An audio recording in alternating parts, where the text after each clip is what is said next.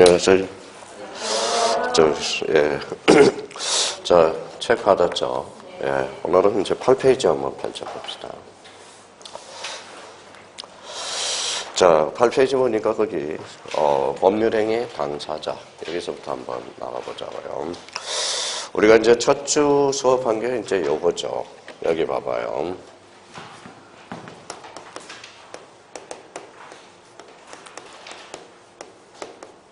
자, 성립요건이 있었죠. 성립요건은 두 가지가 있죠, 크게.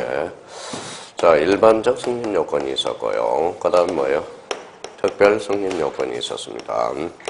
자, 일반적 성립요건은 뭐예요? 우리가 이제 이렇게 이제 숙제도라고 그래서 이해가 됐으니까 뭐예요?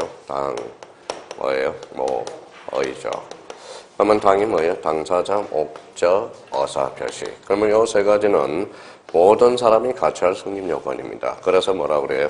일반적 성립요건이다. 그래서 당사자, 목적, 어사, 표시.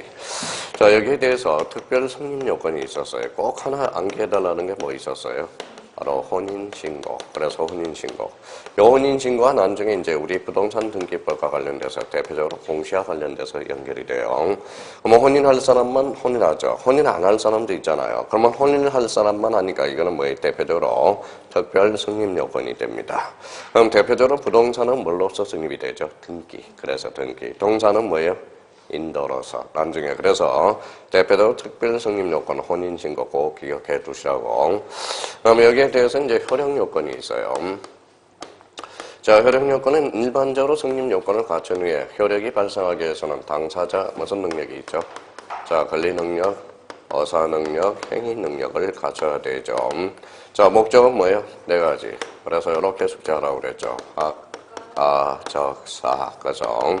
그럼 학이 뭐예요? 학정, 가능, 적법, 사회적 타당성이 됩니다. 자, 정상적 어사 표시로서 어사와 표시가 뭐여야 돼? 일치해야 되고 대표적으로 하자가 없어야 되겠죠. 그래서 이게 뭐예요? 일반적 효력 요건이 된다라는 거. 여기에서 그러면 특별 효력 요건이 대표적으로 3개 좀 숙제해달라고 그랬습니다. 첫 번째 뭐가 있어요? 또 다 까먹었다. 대리권의 존재. 대리권의 존재. 자, 대리 권한이 없으면 무슨 대리가 되죠? 무권 대리. 있으면 뭐예요? 유권 대리가 돼요. 그러면 대리권의 존재에 따라서 효력이 발생할 수도 있고 안 할 수도 있고. 그 다음에 대표적으로 조건이 붙었어요. 그러면 조건이 붙으면 뭐예요? 조건이 성취된 날. 기한이 붙으면 기한이 도래한 날. 이게 대표적으로 특별 효력 요건이 된다라는 거. 근데 요거는 완전히 머릿속에 와꾸가 짜져 있어야 됩니다. 그게 몇 페이지에 나와 있어요? 자, 그러면 일단은 7페이지를 한번 펼쳐보죠. 자, 7페이지가 아니라 거기 몇 페이지예요? 자, 5페이지에 나와 있습니다. 자, 5페이지 이제 지난번에 우리가 했던 거 다시 한번 점검하고 갑시다. 저기 중간에 가니까 일반적 성립 요건이 있어요. 그래서 3개가 있죠. 첫 번째 뭐예요? 당사자, 목적, 어사, 표시. 그래서 요걸 완전 숙제해 놔야 됩니다. 그러면 일반적 효력 요건으로서 당사자 무슨 능력? 권리 능력, 어사 능력, 행위 능력. 목적에 뭐라고 써놨어요? 학정, 가능, 적법, 사회적 타당성. 이렇게 그래서 이걸 숙제할 때는 학과 적사라는 게 하나가 있어요. 학이 뭐예요? 학정, 가능, 적법, 사회적 타당성이 있어야 돼. 그 다음에 이번에 어사의 표시가 일치하고 하자가 없어야 될 것. 그러니까 이게 완전히 이거는 본능적으로 나와야 돼요. 우리 여기 봅시다. 자, 봉선화가 있죠, 봉선화. 봉선화죠, 봉선화. 영어로 뭐예요? 봉선화가 영어로 뭐예요? 영어로. No touchme이죠, no touchme. 왜 touch면?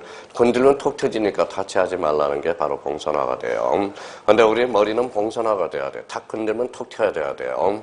그러면 성립요건 그러면 당사자, 목적, 어사, 표시. 저는 선생님 외우기가 힘들어요. 그럼 봐봐요. 자, A가 B한테 집을 팔았다. 이 사람은 뭐가 돼요?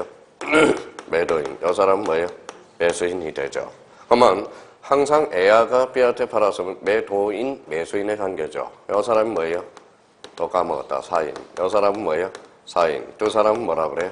당사자. 그럼 첫 번째 요건, 당사자를 갖춰야 되고. 자, A가 B한테 집을 사라. 알았다. 뭐예요? 승낙. 그 승낙이 무슨 표시예요? 어사 표시죠. 그러면 A는 B한테 이전 등기해줄 의무가 발생하고 B는 잔금을 치러줘야 하죠. 그걸 대표적으로 뭐라 그래? 목적이라고 그래요. 그러면 당사자, 목적, 어사 표시. 그래서 당, 뭐, 의. 원론적으로 나와야 돼, 이거는. 자, 그러면 결론적으로 권리능력, 어사능력, 행위능력, 하가, 적사, 어사 표시가 일치화되고 하자가 없어야 된다. 그러면 그 밑에 특별 성립 요건을 봐봐요. 자, 이혼에 있어서 일정한 방식입니다. 지난번에 우리가 했고요. 혼인에 있어서 신고, 대표적으로 부동산 매매에 있어서의 등기, 요 의미가 나와 있고, 효력요건, 특별 효력요건과 관련돼서 유언자에 있어서 유언자의 사망. 유언을 했으면 유언자가 어때? 죽어야 효력이 나타나요. 그게 사망이죠. 자, 그 다음에 미성년자의 피한정 후견일에 법률행위의 법정 대리인의 동의. 정지 조건이 붙었죠. 그러면 정지 조건이 붙었다. 조건이 성취된 날, 시기가 붙으면 기한이 도래한 날. 그래서 요거는 자, 우리가 민법을 참 강의 듣는 사람이라면 두 가지 측면을 공부할 수 있는 방법이 있어요. 하나는 뭐예요? 하나는 뭐 이해해서 암기를 해가자. 자, 암기해서 이해를 하자. 어떤 방법이 좋아요? 이해해서 암기하는 게 좋아요? 암기해서 이해하는 게 좋아요? 먼저 사람 따라 달라요. 우리 형님들은 이해는 잘 되는데 뭐가 안 돼요? 암기가 안 되죠. 우리 젊은 분들은 암기는 잘하는데 뭐예요? 이해는 안 돼요. 근데 어디가 옳은 거는 잘 모르겠어요. 저는 이쪽 측면보다는 법을 공부하실 때 이 측면이 낫습니다. 초보자들이 하기에는. 그러니까 암기해서 하나씩 이해가는 것. 이게 나중에 머릿속에 정확하게 꽂힙니다. 근데 그러니까 이건 성립요건과 효력요건을 이렇게 외워두는 게 좋아요. 외워놓고 하나씩 책을 읽어나가는 게 더 좋다라는 겁니다. 자, 그러면 그걸 반드시 암기를 해놔야 됩니다. 그러면 몇 페이지로 가시냐면 다시 원위치로 가봐요. 자, 그러면 이제 목차가 잡힌다고. 8페이지 봐봐요. 법률행위에 뭐라고 나왔어요? 법률행위에 뭐라고 나왔어요? 당사자. 그럼 목차가 이제 잡힙니다. 뭐라고 써놨어요? 당사자라는 거야. 당사자. 자, 법률행위가 원한들의 효율 효과가 발생하기 위해서 권리의 주체로서 당사자 그러면 자 봐봐요. 그나마 다행입니다. 여기 한번 읽어볼래요? 자, 인이죠. 근데 법학에서 인하면 두 가지를 생각해야 돼요. 무슨 인이 있어요? 자연인과 법인이 있다라는 거야. 법인. 근데 사람들은 꼭 인하면 자연인만 생각하는 겁니다. 그럼 봐봐요. 이런 것들을 우리 저번에 등기법을 잘하는 사람은 이런 걸 잘하는 거예요. 자, 뭐라고 써놨어요? 서울특별시. 두 자로 건쳐봐요. 그러니까 뭐라고 건치는지 아세요? 서울. 이러면 이제 뭐 끝났어. 등기법은 아예 등기점은 잡을 수가 없어요. 그러면 서울특별시 그러면 읽어봐요. 뭐예요? 법인이라는 거야. 법인. 그럼 법인 중에서도 대표적인 무슨 의미예요? 공법인이 된다라는 겁니다.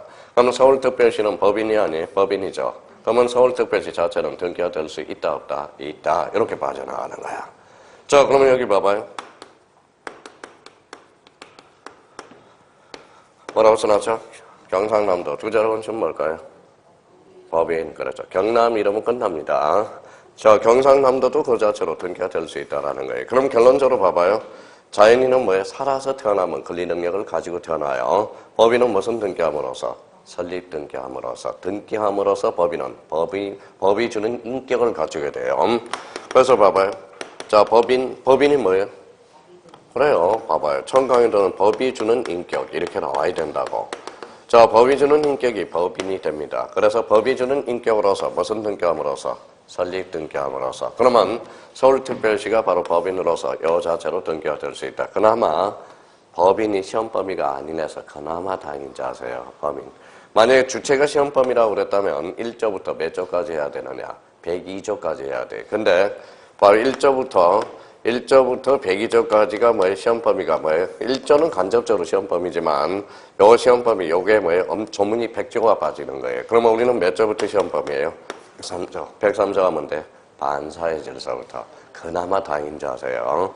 그래서 우리가 이제 인은 그러면 자연인, 법인 정도는 알아둬야 된다라는 겁니다. 그러면 인하면 무슨 인이 있다? 자연인, 법인. 자연인은 언제 권리 능력을 취득해요? 살아서 태어나면. 사망하면 권리 능력을 뭐한다? 상실하죠. 법인은 무슨 등기함으로써? 설립 등기함으로써. 그러면 권리의 주체로서 당사자 자연인 법인이 존재하시 요구되는 성립 요건. 이러한 당사자에게는 각종의 능력, 무슨 능력을 갖춰야 돼요? 권리 능력, 어사 능력, 행위 능력 것이 있을 것이 요구된다. 그래야 요 권리 능력과 의사 능력과 행위 능력을 갖춰야 뭐라는 거예요? 효력이 발생하게 됩니다. 자, 그럼 봐봐요. 자, 거기 1번은 이제 당사자의 효력 요건으로서 척한 무슨 능력이 있어요? 권리 능력. 2번은 의사 능력, 행위 능력이 있죠. 자, 행위 능력과 관련돼서 봐봐요. 여기 행위 능력이죠. 요 앞에 뭐가 생략됐어요? 그냥 행위 능력 그러니까 뭐예요? 와닿지가 않죠. 그러면 우리 뭐예요? 또 완전히 머릿속에 안 박힌 겁니다. 여기 앞에 뭐가 생략됐어요?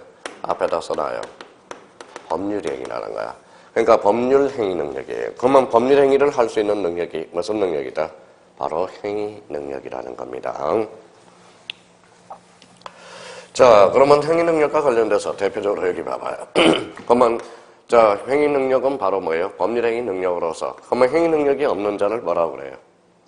자, 그 옆에다 밑에다 하나 써놔요.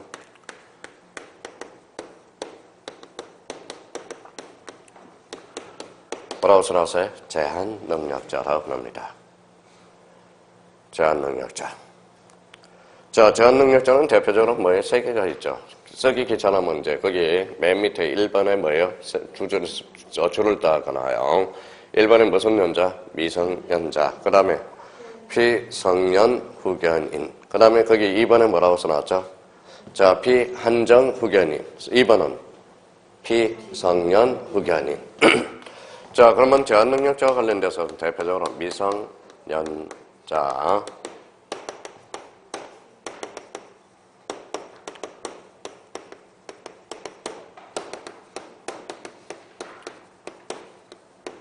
후견인이죠. 여기 뭐라고 써놨어요? 피한정 후견인. 사실 저는 과거에 게 좋은 것 같아요. 여기 봐봐요.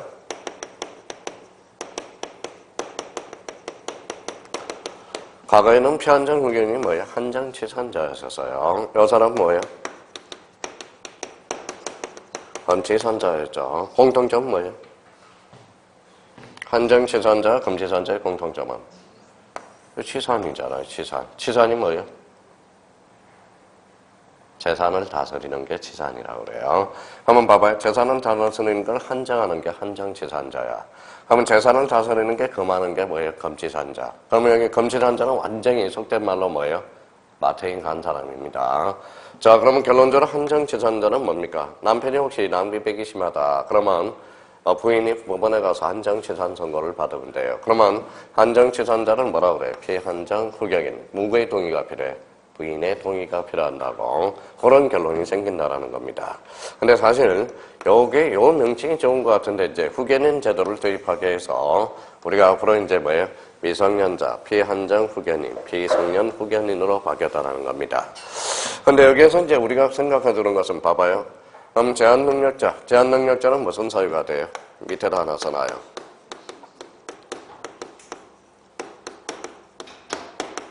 뭐라고 써놨어요? 절대적 취소가 돼. 절대적 취소. 절대적 취소 사유가 됩니다. 자, 여기 앞에 뭐가 붙었어요? 절대적, 그러면 선이든 악이든 보호받지 못하는 걸 뭐라고 그래? 읽어봐요. 절대적이죠. 자, 그래서 이제 제한 능력자는 무슨 취소 사유가 된다? 절대적 취소 사유가 돼. 자, 그럼 여기 봐봐요. 그럼 옆에도 하나 더 써놔봐요.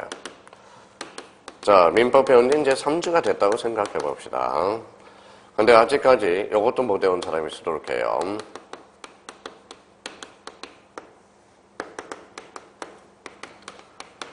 뭐라고 써놨어요? 법정 취소 사유. 몇 개예요?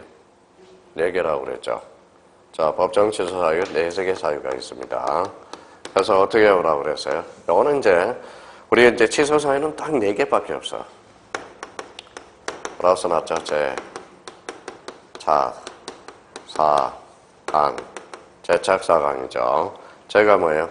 제한 능력자. 자, 여기는 차고, 그 다음에 요거는 사기, 강박, 그죠? 그래서 법정 취소 사유. 1년 내내 공부하는데 취소 사유 하나 못 외우고 시험장에 가요. 그러면 법정 취소 사유는 몇 개다? 4개가 됩니다. 그럼 시험 문제는 어떻게 나온다고 그랬어요? 자, 이렇게 나온다고 그랬죠. 자, 이게 이제 3월달, 5월달 모의고사 정도는 만약에 이렇게 문제가 나왔다고 생각해 봅시다. 다음 중 효과가 다른 것을 골라라. 그럼 정답은 몇 번이에요? 5번이죠. 어마어마한 무능력자는 뭐예요? 이거는 절대적 의효사유가 된다는 겁니다.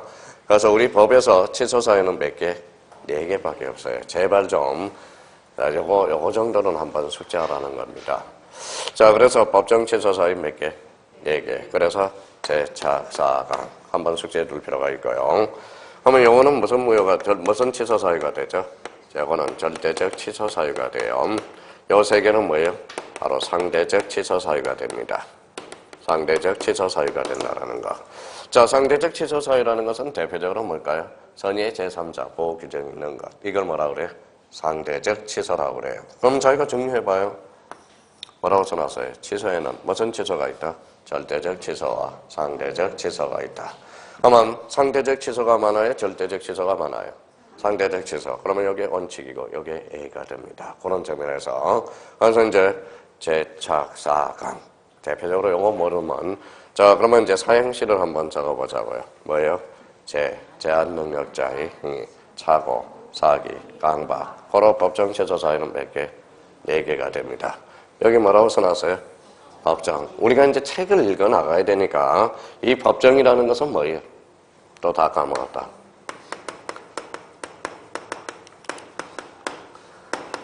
뭐라고 써놨죠? 법률 규정이야. 그럼 문제 나가요.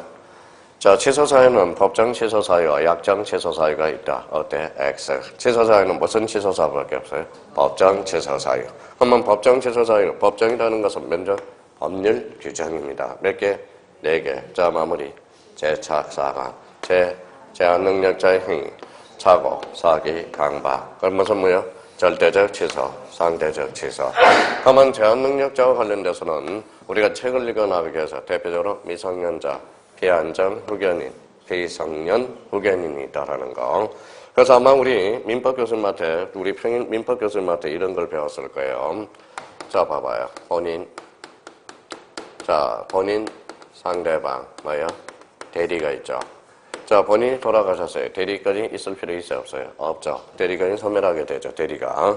자, 대리는 뭐예요? 읽어봐요. 사, 성, 하. 그래서 요거 사가 뭐예요? 사망. 요거 뭐예요? 성년 후견 개식. 대표적으로 뭐예요? 비성년 후견인. 뭐가 돼요? 파산. 그럼 다음 중 대리권의 소멸 사유가 아닌 것. 대리의 피한정 후견인은 대리권의 소멸 사유가 아닙니다. 그런 걸 연결하기 위해서 지금 이런 것들을 하나씩 기초공사를 해놔야 된다는 거예요. 그러니까 우리 아마 평일반 민법 교수님은 기초를 안다는 전제 조건에 들어가기 때문에 처음 강의 듣기는 좀 벅찹니다. 그러니까 우리는 그 틈새 시장을 공략해서 토요일 날은 하나씩 개념 정리해주고 그걸 들어서 이제 평일날 민법 교수님 말 들을 때 폭발력을 발휘할 수 있도록 하나씩 적용해 놔야 된다는 겁니다. 그러면 제한 능력자 그러면 뭐예요? 미성년자, 비안정, 후견인, 비성년, 후견인이 있다. 이거는 무슨 취소사유? 절대적 취소사유. 그러면 법정 취소사유는 몇 개? 4개. 그럼 법정 그러면 법학에서는 법률 규정을 나타내고 그러면 이제 법정 취소사유 몇 개? 4개. 제착, 사강. 제한 능력자, 착오, 사기, 강박. 이거는 무슨 취소사유? 절대적 취소. 절대적 취소라는 것은 선의하기, 보호받지 못하는 것을 절대적 취소라고 그래요. 이거는 누구만 보호받는 거? 선의자. 그걸 뭐죠? 상대적 취소다. 그렇게 의미를 잡아두시고 그러면 취소는 상대적 취소가 많다, 절대적 취소가 많다. 상대적 취소. 그러면 여기에 원칙, 여기에 A라는 전면이라는 거. 그게 이제 다음 주에 또 배우게 됩니다. 그래서 이렇게 정리해 주시면 될 것 같고요. 자, 그러면 여기 이제 봐봐요. 여기 뭐라고 써놨죠? 당사자. 그럼 두 번째는 목적. 그래서 오른쪽 가봐요. 법률행위에 뭐라고 써놨어요? 목적. 그래서 목적 줄 써놓으세요. 목적을 뭐라고 그러느냐? 법률행위의 내용이라고 그러는 겁니다. 내용이에요. 자, 그렇다면 이제 총설과 관련돼서 쭉 나와 있고요. 그래서 이번에 한번 볼래요? 법률행위가 유효하기 위해서는 읽어봐요. 학정성, 가능, 적법, 사회적 타당성. 그래서 단학은 다 이렇게 강의를 해요. 그러니까 여기 뭐예요? 읽어봐요. 학가적사. 학이 뭐예요? 학정, 가능, 적법, 사회적 타당성. 숙제 놓고 그러면 거기에서 이제 로마 자투로 가서 효력 요건, 유효 요건을 봐봐요. 1. 목적이 뭐야 돼? 확정이 돼야죠. 확정 중에서 이제 확정 그 옆에서 꼭 하나 숙제해 둘 거는 그 옆에다 여기 이렇게 하나 써놔요. 뭐라고 써놨죠? 이행기까지 확정이 되면 됩니다. 그래서 확정 옆에다 이행기라고 하나 써놔요. 이행기. 그러면 그 판례가 이제 아주 중요한 판례가 하나 나와 있습니다. 볼까요? 자, 매매 목적물이 대금은 반드시 계약 체결 당시에 구체적으로 읽어봐요. 확정하는 것은 아니고 이를 사후에라도 구체적으로 확정할 수 있는 방법의 규진이 정해져 있으면 좋다라는 게 판례의 태도예요. 그러면 이걸 딱 꼬집어서 이야기한다면 이걸 세자로 건치면 무슨 기까지 확정되면 된다? 이행기까지 확정이 되면 된다라는 겁니다. 자, 그러면 이제 여기 봐봐요. 그러니까 일단 아웃라인을 잡아놔요. 그러면 선생님은 왜 이론만 합니까? 이제 이게 정립이 돼야 다음 달에 이제 사례 가지고 와가지고 사례를 이제 접목을 시켜준다고. 일단 이론이 약간 때대로 구성이 돼 있어야 된다는 겁니다. 사례로 바로 들어가면 막 헷갈려요, 이게. 그러니까 체계를 딱 잡아놓고 다음 달에 제가 이제 대표적인 사례를 하나씩 가져가지고 이걸 접목시키는 방법을 가르쳐 줍니다. 자, 그러면 거기 봐봐요. 자, 여기 뭐라고 써놨어요? 확정. 여기 뭐예요? 가능. 자, 가능성이죠. 가능성입니다. 가능성의 반대말은 뭘까요? 가능의 반대말은 요거예요. 읽어봐요. 불가능. 그럼 여기 한번 찍어봐요. 불능이 여기에서 탄생하는 거예요. 불능. 그럼 불능은 두 가지가 있네요.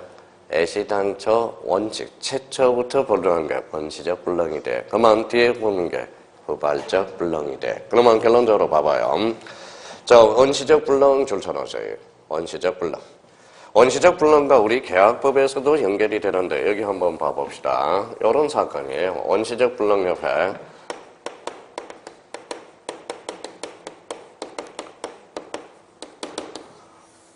뭐라고 써놨어요?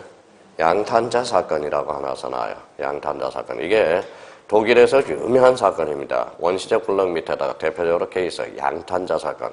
사건을 하나씩 붙여놔요, 나중에. 자, 양탄자 사건이 뭐냐, 이런 거예요.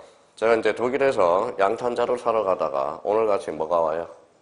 눈이 부럭부럭 내려서 입구에 들어가다가 발라당 넘어져서 그때를 어떻게 손해배상을 어떻게 처리할 건가, 이 문제가 바로 원시적 불능의 차이라는 거예요. 그러면 원시적 불능의 그 문제는 바로 우리 민법은 뭘로 빠지느냐? 계약 가실 책임으로 봐요. 계약 체결상의 가실 책임으로 빠진다는 겁니다. 자, 거기 한번 줄 쳐놔요. 자, 원시적 불능 허가는 무효야. 아직 계약이 성사가 안 됐죠? 단 동그라미. 그래서 계약 체결상의 무슨 책임? 가실 책임이 발생할 수 있다. 이게 바로 대표적인 양탄자 사건과 관련돼서 문제가 생기는 겁니다. 그래서 이걸 그러면 봐봐요. 입구에 들어가기 전에 발라당 넘어졌을 때 이 사람을 어떻게 손해배상을 해줄 수 있는 방법은 없을까 찾다 보니까 그게 바로 뭐예요?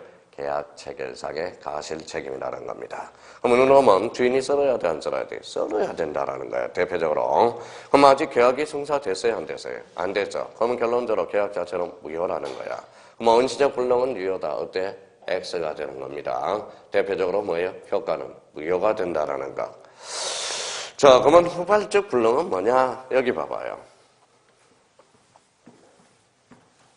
자, 후발적 불능은 대표적으로 여기입니다. 자, 갑이라는 사람이 있어요. 자, 봐봐요. 자, 가만히 한번 생각해봐요. 갑과 을이 7월 1일 날 계약이 돼서요. 계약이 됐다라는 겁니다. 근데 계약이 되고, 자, 7월 27일 날 넘겨주기로 했어요. 그래서 어제 뭐예요? 강남에 수업 들어갔더니 어때요? 아, 어제 머리가 깨지는 줄 알았어요. 아침까지 머리가 아프더라고. 자건이 6층에 있는데, 강남이 6층에 있는데 4층에 불이 났어요. 그래서 뭐예요? 엊그제 불이 났대요. 아, 누전으로 났나봐요. 타는 냄새가 역겨워서 죽는 줄 알았습니다. 머리가 아파서. 자, 그래서 이제, 자, 그럼 봐봐요. 며칠? 7월 27일 날, 요 뭐예요? 물건을 넘겨주기로 했다라는 거야. 근데 며칠 날? 7월 6일 날, 요게 불이 타버려서 없어졌다는 거예요. 그러면 원시적 불능이 후발적 불능이라는 거네. 자, 그러면 자기가 읽어봐요. 지금 제가 가르쳐 드리는 것은 일단 자꾸 이야기하는 것은 뭐라고 그랬어요? 글씨를 읽지 말고 글을 읽어보라는 거야. 아까 오전에 봐봐요. 뭐라고 써놨어요? 이렇게 읽으면 안 되죠. 제적성한청은 사실관계에 힘쓴다. 지적소관청을 두자로 얹으면 직관이다. 자꾸 이걸 보면서 글을 읽으란 말이에요. 자, 그러면 결론적으로 자 봅시다. 여기에서 아주 중요한 걸 하나 발견하기 위해서 그래요. 이거 한번 읽어볼래요?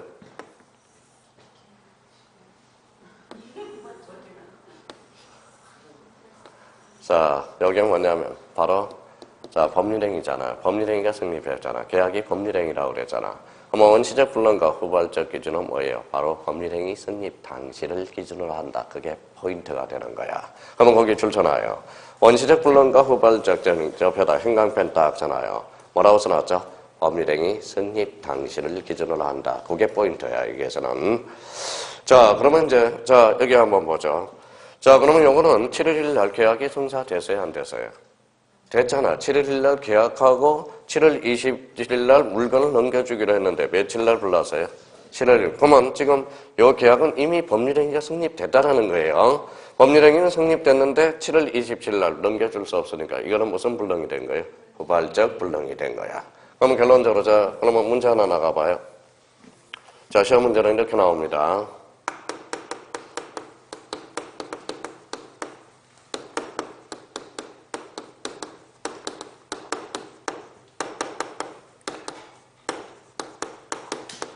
그러나 후발적 불능은 무효이다. 어때? X. 후발적 불능은 무효가 아닙니다. 뭐예요? 유효라는 거야. 그게 포인트라는 거야, 이제. 그러면 거기에 줄쳐놔야 되겠죠. 효과에서 유효 동그라미.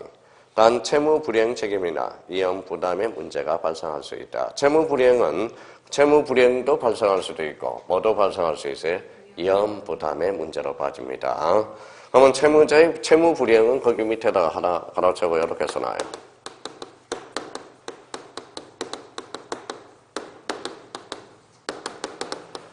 자, 채무자의 기책 사유가 있다. 그러면 채무 불이행으로 빠져요. 자, 그러면 거기 이연 부담의 문제는 거기 밑에 써놔요.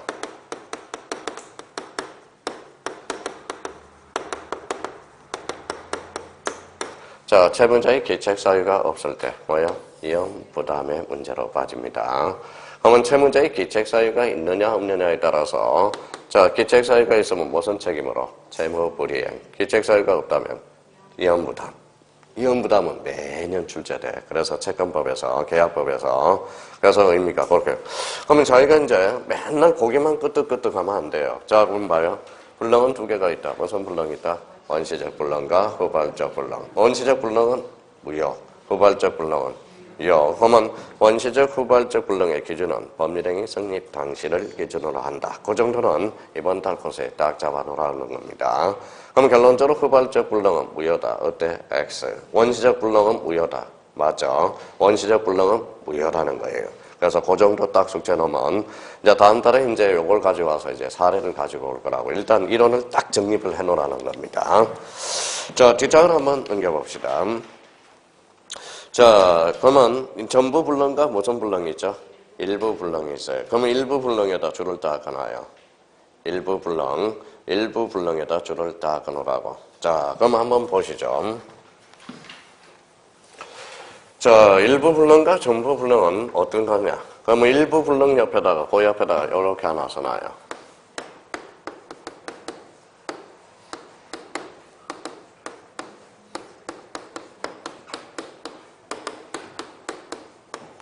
뭐라고 써놨죠? 무효행위의 재생이라고 써놔요. 자, 우리 민법에는 무효행위의 재생을 3개 규정을 두고 있어요. 재생이 뭐예요? 다시 써먹는 거. 한마디로 재활용품이라는 겁니다. 자, 그러면 왜 무효행위 재생이 나올 수밖에 없는지 여기 한번 봐봐요. 한 번 무효는 영원한 무효야. 그 무효를 한번 써먹어보자 하는 게 무효행위 재생이라는 겁니다. 근데 우리 민법은 3가지 조문을 두고 있어요. 첫 번째, 밑에다 조그맣게 써놔봐요. 첫 번째, 일부 무효의 법리가 있네요.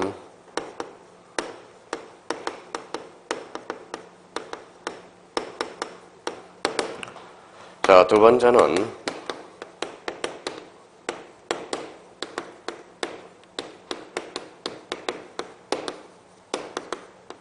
뭐라고 써놨죠? 무효행위의 전환이 있다라는 거예요. 세 번째는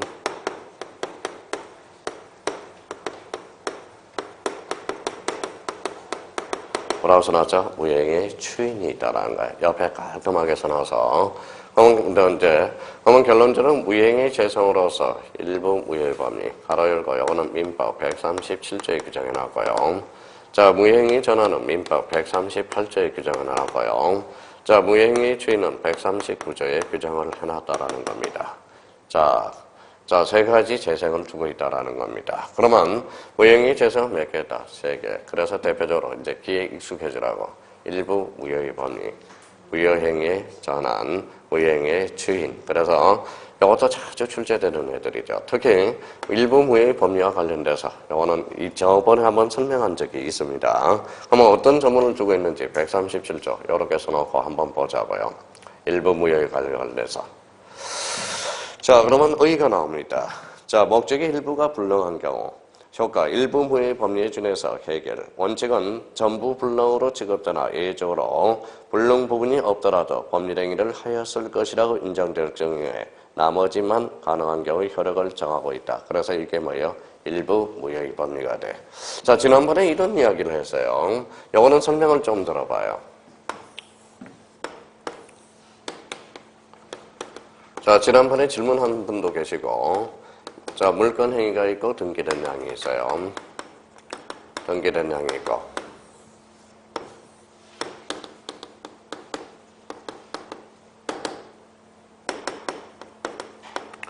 자, 이제 공부를 하는지 안 하는지 한번 여쭤볼게요. 여기 무슨 행위가 있어요? 물건 행위. 물건 행위가 뭐예요?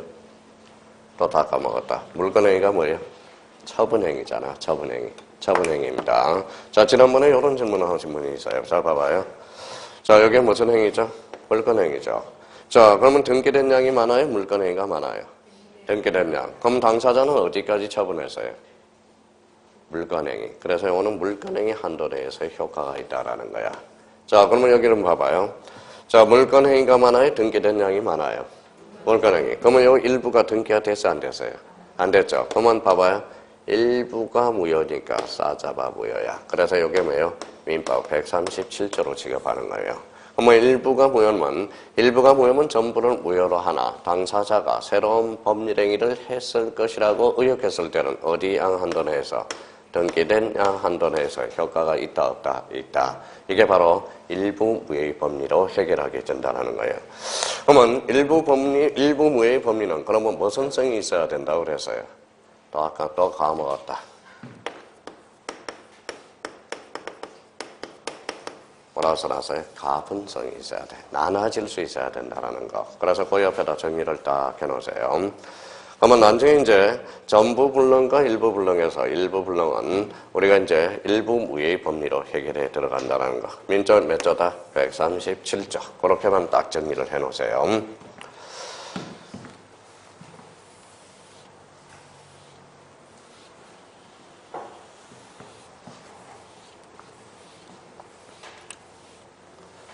자, 그러면 일단은 이렇게 이제 틀을 좀 외워요. 이제 이번 달 것에 자, 무효행위 재생 세 가지가 있다. 뭐요? 일부 무효의 법리 읽어봐요.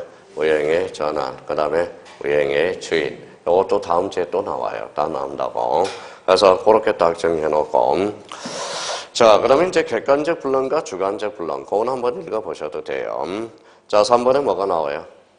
적법. 적법 찾았어요? 예, 여기 이제 읽어봐요. 뭐라고 써놨죠? 확정, 가능, 적법. 그렇죠, 적법.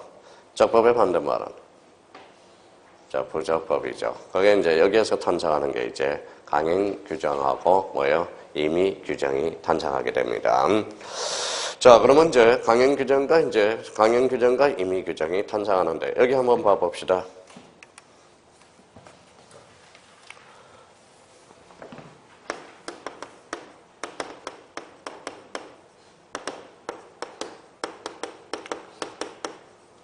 자, 강행규정 들어보셨죠? 임의규정 들어봤죠? 아마 오전에는 아마 저기까지 어사표시까지 아마 대리까지가 넘어가 있을 거예요. 여기 무슨 규정? 강행규정, 임의규정. 강행규정에 대한 법적 근거 있어요, 없어요? 강행규정에 대한 자체는 법으로 규정하고 있다, 없다? 없어요. 자, 봐봐요.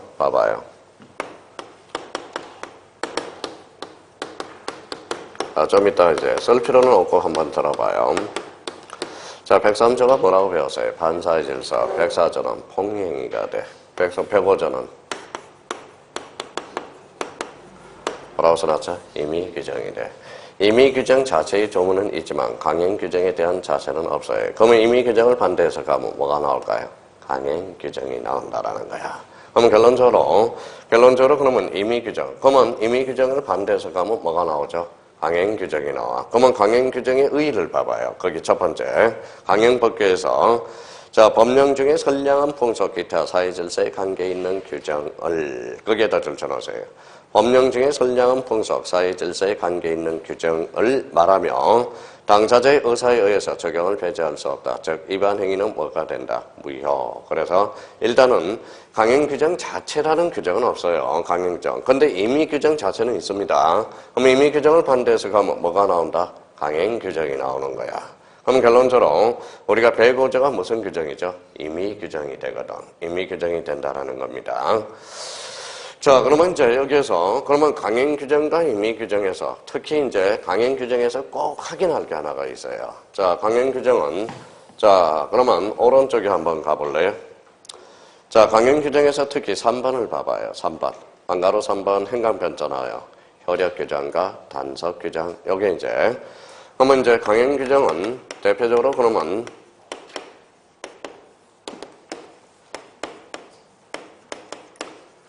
효력 규정과 뭐가 있어요?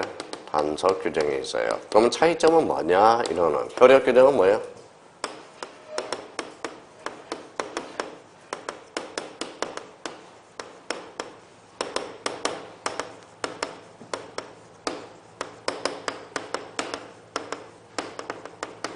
자, 효력 규정은 봐봐요. 단독직접을 얘기한다면 읽어봐요.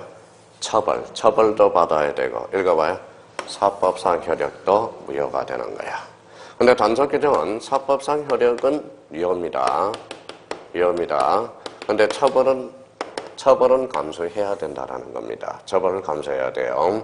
그러면 효력 규정은 사법상 효력도 무효고 처벌도 받아야 되고 단속 규정은 뭐예요? 사법상 효력도 유효입니다. 처벌은 받아야 된다라는 거. 잡아야 되는 거. 자, 그러면 한번 볼까요? 대표적으로 단속 규정과 효력 규정 뭐 그렇게 어렵지는 않아요.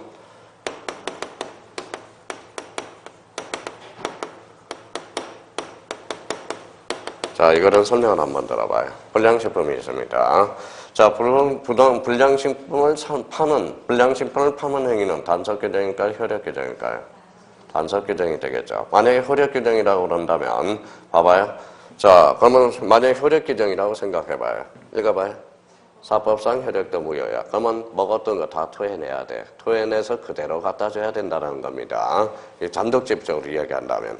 그러면 결론적으로 그러면 효력 규정, 그러면 불량식품 판매 행위 자체는 무슨 규정이 된다? 단속 규정. 효력 자체는 처벌은 받아야 된다는 겁니다.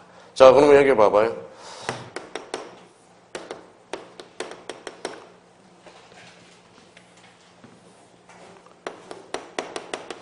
뭐라고 써놨어요? 의사.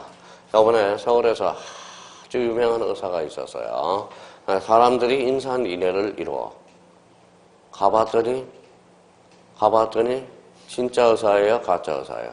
가짜 의사야. 가짜 의사가 수술을 더 잘한다라는 거네. 그러니까 한마디로 돌팔이 의사라는 겁니다. 근데 너무 잘하는 거예요. 의사가보다도. 이제 경험이 많다라는 거죠. 그러면 의료행위에 대해서는 단속 규정이 효력 규정이 되는 거야. 자, 사법상 효력. 그 다음에 뭐예요? 처벌도 감수해야 돼. 그러면 쌍꺼풀 수술을 했어요. 잘못됐어요. 그러면 뭐라는 거예요? 쌍꺼풀 수술을 했어요. 그러면 의사가 돌팔이 의사가 되었다는 겁니다. 그러면 그거는 어때요? 자기가 쌍꺼풀 수술 비용도 읽어봐요. 받아낼 수도 있다라는 거야. 그러면 뭐도? 처벌도 받아야 된다는 거죠. 그러면 주로 이제 두 가지 측면에서 우리가 이제 시험에 자주 출제돼요. 그러면 불량식품 판매 행위는 뭐예요? 단속 규정, 의료 돌팔이, 효력 규정이 된다라는 거예요. 그러면 자기가 자, 사법상 효력도 무효고 처벌도 받아야 되는 게 효력 규정이고 단속 규정은 사법상 효력은 유효하나 뭐예요? 처벌은 감수해야 된다는 게 대표적인 차이가 나타납니다. 자, 그러면 여기 한번 봐봐요. 자, 근데 여기 시험에 출제되느냐? 그렇지는 않아요. 그래서 여기 한번 써놔요. 그 위에다 이렇게 써놔봐요. 자, 탈법행위가 자주 출제됩니다. 그래서 탈법행위 꼭 하나 어디 구석에다 한번 써놔봐요. 탈법행위가 뭐냐? 탈법행위. 그러면 이렇게 한번 보죠. 만약에 이렇게 이제 탈법행위를 정점으로 해서 탈법행위는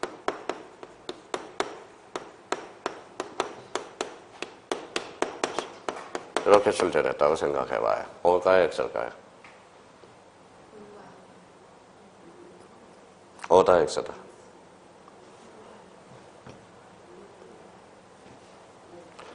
한번 봐봐요. 그러면 왜 O인지 X인지를 구분을 못하느냐? 탈법행위가 뭔지를 모르니까. 그렇죠? 자, 그러면 탈법행위에 대해서 한번 설명해보죠. 간혹가다 강행규정과 자에서 이 지문이 나오는데 이걸 처리하는 방법을 한번 간과해보죠. 자, 탈법행위란, 자, 탈법행위예요. 자, 봐봅시다. 자, 그림을 한번 넘겨볼게요.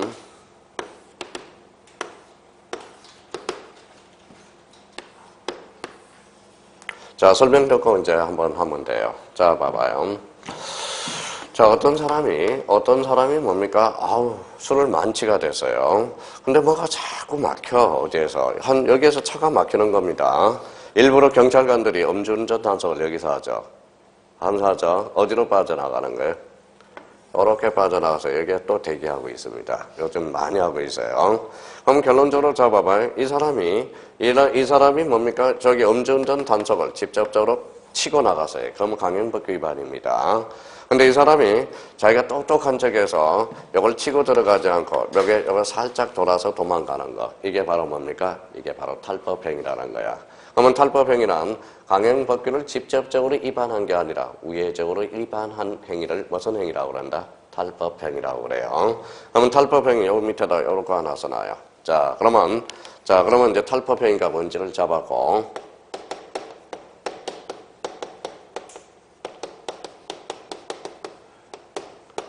뭐라고 써놨어요? 공무원의 사모님.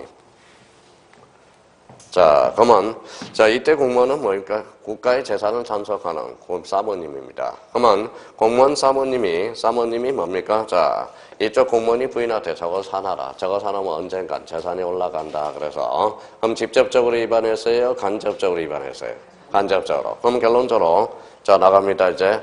그러면 공무원 사모님은 한 행위에 대해서는 무효다, 유효다? 무효라는 거야. 그러면 결론적으로, 탈법행위는 무효가 아니다. 어때? X. 탈법행위는 결론적으로 무효가 된다라는 거야. 강행법규를 직접적으로 위반한 게 아니라 우회적으로 위반한 행위를 뭐라고 그래? 탈법행위라고 합니다. 그러면 탈법행위는 결론적으로 무효다, 무효가 아니다. 무효다라는 거. 무효가 여기 뭐라고 써놨어요? 아니다. 그래서 X가 되는 거예요. 그러니까 이게 의외로 이런 지문들을 더한 적, 이게 기초 중에 기초거든.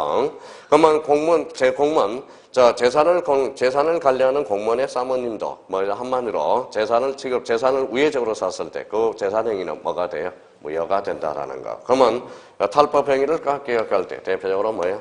공무원 사모님을 생각하라는 거야. 그러면 결론적으로 이게 탈법 행위예요. 그러면 탈법 행위는 제대로 된 이유는 강행법규를 직접적으로 위반한 게 아니라 우회적으로 위반한 행위를 뭐라고 그런다? 탈법 행위. 그럼 그 자체도 뭐예요? 무효가 아니라 무효다라는 거야. 그래서 이거 조심해서 달아놔야 돼요. 이 파트에서 자주 출제되는 게 바로 이 탈법 행위와 관련돼서 자주 출제되고 있습니다. 그러면 자기가 이제 효력 규정과 단속 규정 거기 줄쳐놓으면 되겠네요. 효력 규정이란 거기 줄쳐놔요. 행정상 제재는 물론 행정상 제재에 줄쳐놓고 뒤에 사법상 효력도 부정. 자, 단속 규정은 밑에 나와 있네요. 행정상의 일정한 제재를 받으나 뭐라고 써놨어요? 사법상 효력에는 영향이 없는 것. 이게 바로 뭐예요? 단속 규정이 됩니다. 여기에서 제일 중요한 것은 뭘까요? 거기 2번이 있어. 2번 찾았어요? 자, 2번을 별표 3개 놔요. 자, 그게 바로 중간 생략 등기가 됩니다. 중간 생략 등기 요 사례로 준비를 좀 해놔야 돼요. 자, 이제 한번 봅시다. 자, 중간 생략 등기에 대해서 어차피 배워야 될 거니까 설명을 좀 하겠습니다. 자, 이제 보죠.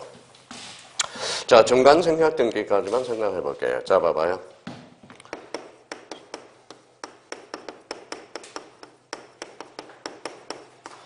자, 중간 생략 등기가 뭐냐? 그러면 적어봐요. 일단 요거는 쓸 필요는 없고요.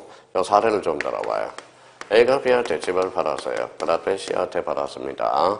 근데 원래는 등기가 어떻게 돼야 돼요? A가 B로 가야죠. B에서 C로 가야 되겠죠. 근데 C가 다이렉트로 이렇게 등기해 주세요 하는 게 바로 무슨 생략 등기? 중간 생략 등기. 뭐가 빠졌어요? 중간이 빠졌죠. 이게 중간 생략 등기야.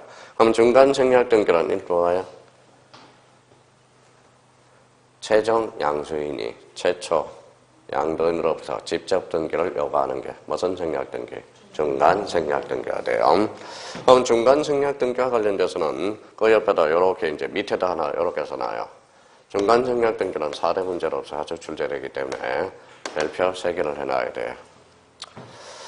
자, 중간 생략 등기는 그러면 요겁니다. 자,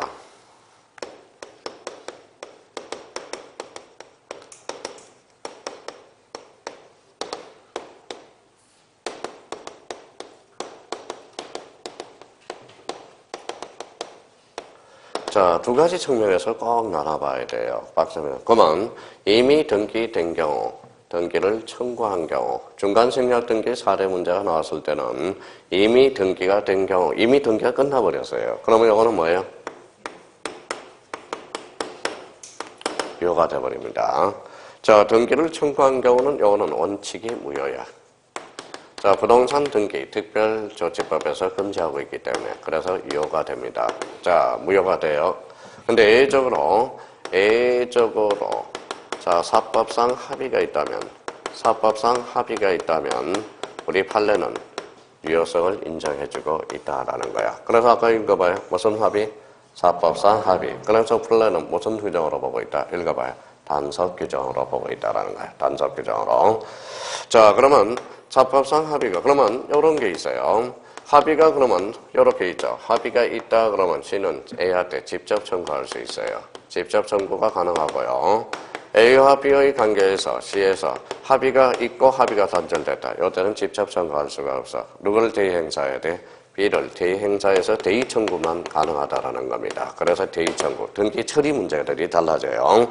그러면 여기에서 사법상 합의는 결론적으로 우리 판례는 중간 생략 등기를 무슨 규정으로 보고 있다?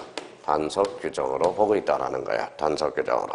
그래서 부동산 등기 특별조치법은 원칙은 무효이나 A적으로 사법상 합의는 무효할 이유는 없다라고 판시했습니다. 그럼 무슨 규정으로 보고 있다? 단속 규정으로.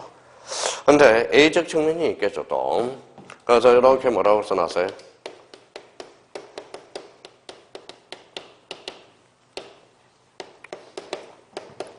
뭐라고 써놨어요? 토지거래가구요. 그러면 토지거래가구에서 중간 생략 등기는 합의가 있든 없든, 이거는 뭐예요? 무효가 됩니다. 자, 그러면 자기가 어떻게 있나 봐봐요. 무슨 거요? 토지거래가구요. 중간 생략 등기가 만났다. 네 자로 얹지만 효력 규정이라는 거야. 이때는 효력 규정으로 우리 판례는 보고 있고요. 토지거래가구에서 중간 생략 등기는 이때는 무슨 규정으로 보고 있다? 단속 규정으로. 단 어디 거래에서? 토지거래가구요. 그러니까 중간 생략 등기는 늘 출제가 된다고 생각하면 돼요. 민법이든 등기법이든. 그래서 중간 생략 등기로 관련돼서는 그래서 별표 3개 주고, 특히 중간 생략 등기 문제를 풀 때는 이제 여기까지는 반드시 두 가지 측면을 문제 읽을 때 생각해야 돼요. 중간 생략 등기 문제가 떴다. 그건 뭐예요?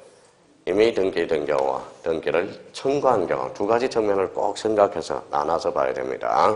근데 우리 형님들이 왜 어렵느냐? 보통 민법 선생님들은 이걸 설명을 안 해요. 요것만 설명하기 때문에 사례 문제로 접근이 안 된다라는 겁니다. 요것만 설명을 하니까 요걸 생각을 못 했던다는 거예요. 그럼 결론적으로 중간 생략 등기는 읽어봐요. 이미 등기된 경우 그때는 유효고, 등기를 처리한 경우는 뭐예요? 원칙, 무효. 얘는 사법상 합의, 무슨 규정? 단속 규정. 이때는 단속 규정으로 보고 있다라는 거. 그러면 토지거래가구에서 중간 생략 등기는 합의가 있든 없든 언제나 뭐가 된다? 무효가 된다라는 거. 이때는 무슨 규정이다? 효력 규정으로 보고 있다라는 거예요. 그래서 우리가 자, 강행 규정과 임의 규정에서 우리 사례 문제가 떴다 그러면 대표적으로 무슨 생략 등기가 떠요? 중간 생략 등기가 나오는 거예요. 그러니까 하나의 논점들이 있다라는 거야. 자, 그러면 봐봐요. 그러면 자기가 이제 이렇게 지웠습니다. 지웠으면 그냥 지운 걸로 끝나면 안 돼요. 자기가 이제 숙제를 해야지. 자, 그러면 한번 읽고 자, 안 해오면 2번은 집에도 못 가요, 이제 앞으로. 이미 등기된 경우와 등기를 처리한 경우 떴으면 이미 등기된 경우 유효, 등기를 청구한 경우 원칙, 무효, 예외적으로 사법상 합의, 단서 규정으로 보고 있다며 토지거래가구에서 중간청약 등기는 단서 규정, 효력 규정, 효력 규정으로 보고 있다. 합의가 있든 없든 언제나 무효가 된다라는 거. 그 정도는 딱. 그래서 우리 자 적법과 관련돼서 가장 논점이 되는 게 바로 무슨 청약 등기, 중간 청약 등기. 그래서 하나의 논점들을 가지고 있다라는 겁니다. 자, 그러면 올해 출제가 안 됐어요. 그러면 내년에는 중간 청약 등기 사례 문제가 출제 예상이 되니까 대비를 단단히 해 주셔야 돼요. 그래서 좀 쉬었다가 계속 들어가겠습니다.